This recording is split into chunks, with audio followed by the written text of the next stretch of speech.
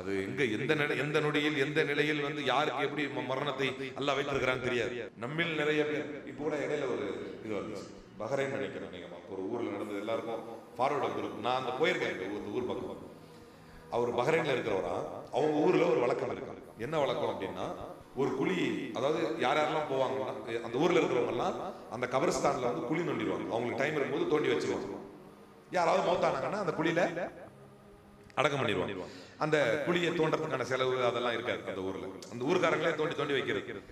வெளிநாட்டுல இருந்து யாராவது வந்தாங்கன்னா முதன்மையா அவங்க அந்த வேலையை செஞ்சு வச்சிருவாங்க. ஏன்னா அவங்க ஊருக்கு வெளிநாட்டு போயிருவாங்க இல்லையா, இருக்கும்போது தோண்டி வச்சிருவாங்க. அப்படி ஒருத்தர் வந்து பஹ்ரைன்ல இருந்து வந்து தோண்டி இருக்காரு. அப்படி தோண்டும் போது வீடியோ போட்டோ எல்லாம் எடுத்துருக்காங்க. ஒரு மகிழ்ச்சியை எடுத்துருக்காங்க. இன்னைக்குதான் எல்லாமே வீடியோ போட்டோ எடுக்கிறாங்களே. அப்போ அதை தோண்டும் போது வீடியோ போட்டோ எல்லாம் எடுத்துருக்காங்க. அவர் வெளிநாட்டுல வந்திருக்காரு. வந்தோடனே இன்னைக்கு தோண்டி இருக்காரு. நாளைக்கு அவர் மௌத்தாயி எந்த குழி தோண்டினாரோ அதே குழியில அவர் அடக்கம் பண்ணிட்டாங்க. இவ்வளவுதான் லைஃப், டோட்டல் லைஃப். மறுநாளே எக்ஸாக்டா அவர் எந்த குழியை தோண்டினாரோ அதே குழியை அவர் அடக்கம் செய்து விட்டார்.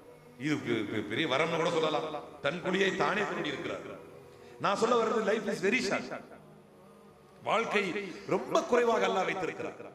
இந்த மரணம் நம்மை நெருங்கி விட்டார், இந்த மரணத்தின் திரை வந்து நமக்கு முன்னால் விழுந்து விட்டார், அதற்கு பின்னால் நீங்கள் இறை திருப்திக்கு எதை செய்தீர்கள் செய்யவில்லை, இவ்வளவுதான் டோட்டல் கணக்கே வரும். வேற எதுவுமே எடுத்துட்டு போக முடியாது.